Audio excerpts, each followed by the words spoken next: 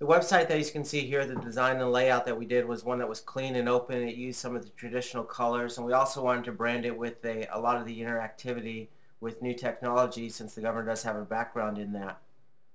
For example, this was a Google mashup map that we used, which allowed us to pull the details in from over 600 elected officials that had endorsed the governor. And we also used this to be able to pull in volunteers that wanted to support and volunteer for the governor in different events that were happening all over the state. Now, there were traditional content pieces on the website, such as the About section, Issues section, and a strong detailed record that the governor had created during his term as governor in Virginia.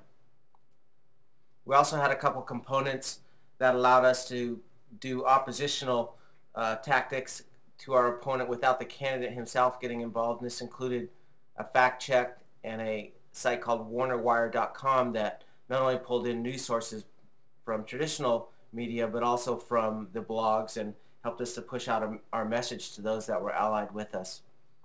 We had a blog component on the website that included a lot of new media and multimedia sources, and it also pulled in content that we created and put up on other social networking sites such as Flickr, YouTube, Facebook, and Twitter. And this allowed the governor to do outreach to these large communities for those voters who lived in Virginia and used those platforms.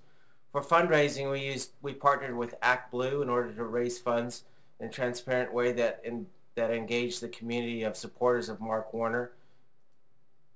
We were able to raise over $1.3 million from 6,600 plus people nationwide, and most of them are in Virginia. And the governor wound up winning the contest with a strong margin of 65%. He lost just a handful of counties in the state.